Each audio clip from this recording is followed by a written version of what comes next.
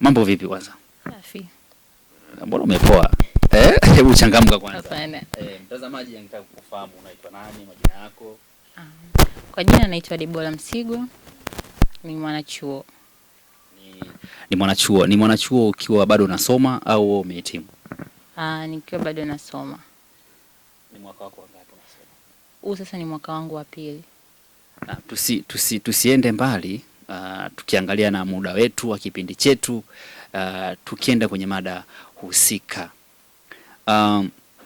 Kumekuwa na maneno mengi kuhusiana na swala zima la wanachuo wengi, hususan wanawake, kuwaongopea wazazi wao kuwa wako hostel, lakini wako wamepanga mtaani, na limekuwa ni kama janga sasa.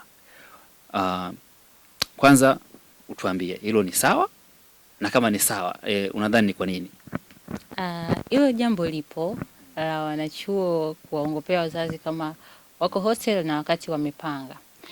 Mimi kwa upande wangu kitu kikubwa ninachokiona, sisi ni vijana na bado tuko kwenye ule umri wetu wa kuendelea kukua.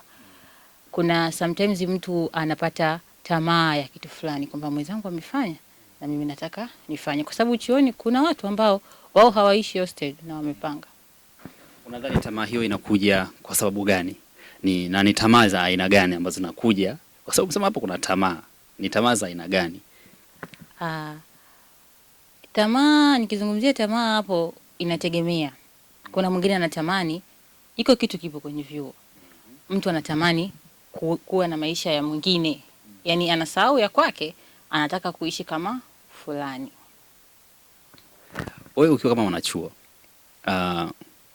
tuje kwenye uhalisia wa maisha. Unadhani mwanachuo ambaye anakaa hostel za nje au anakaa ghetto inamwathiri vipi katika masomo yake na katika maisha yake kwa ujumla, maisha yake ya chuo? Mimi kwa upande wangu, hususan kabla hujajibu, hususan ni kwa wanawake. Hapo tukae kwa upande wa wanawake kwanza. Mimi kwa upande wangu, mtu ambaye anakaa nje ya hostel za chuo ambaye amepanga sasa, kuna athari chanya na hasi pia. Lakini nikianza na athari chanya, kwa upande mwingine inamsaidia katika kubana matumizi ya maisha yake ya kila siku, bajeti zake za kula na nini, kwa sababu kuna watu ambao wanaishi wawili wakichangia pamoja.